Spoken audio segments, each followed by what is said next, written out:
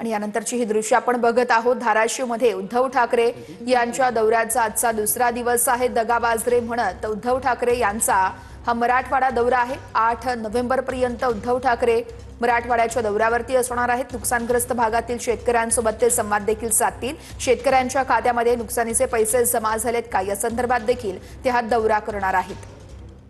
ठाकरेंच्या मराठवाडा दौऱ्याचा आजचा दुसरा दिवस आणि आता आपण ही दृश्य पाहतो। उद्धव ठाकरे यांच्या मराठवाडा दौऱ्यातली ही दृश्य आहेत। शेतकऱ्यांसोबत उद्धव ठाकरे हे संवाद साधणार आहेत।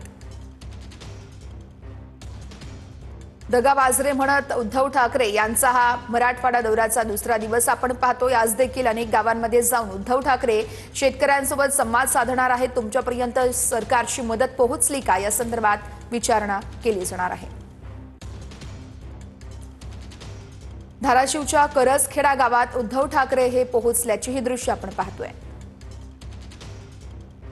माजी मुख्यमंत्री आणि तुम्हा सर्वांना आपल्या कुटुंबातला प्रमुख वाटावा, आपल्या कुटुंबातला सदस्य वाटावा, अशा ज्यांच्या बाबतीत आपल्या सर्वसामान्य माणसाची भावना आहे, असे सन्माननीय उद्धवजी ठाकरे साहेब आज या ठिकाणी तुमच्या आमच्या सगळ्यांच्या भेटीला इथं आलेले। आज इथे येण्यामागचे मुख्य कारण साहेबांचं हेच आहे की पावसाळ्यामध्ये जी भयंकर अशी पूर परिस्थिती आपण सगळ्या मराठवाड्यानं अनुभवली आणि शेजारच्या सोलापूर जिल्ह्यानं अनुभवली, ज्याच्यामध्ये शेतकऱ्याची अतिशय बिकट अवस्था झाली होती। शेतातली माती खरडून गेली होती, विहिरी बुजल्या होत्या, जनावरं वाहून गेली होती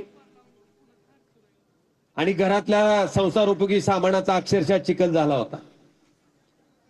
ही सर्व परिस्थिती आदरणीय उद्धवजी ठाकरे साहेबांनी पाहिली आणि त्यावेळेस आल्याच्या नंतर साहेबांनी सरकारकडे मागणी केली होती की किमान एका हेक्टरला 50,000 रुपयाची मदत तुम्ही शेतकऱ्यांना करा। ही पहिली प्रमुख मागणी होती। आणि दुसरी प्रमुख मागणी होती की जे आश्वासन विधानसभेच्या निवडणुकीत तुम्ही शेतकऱ्याला दिलं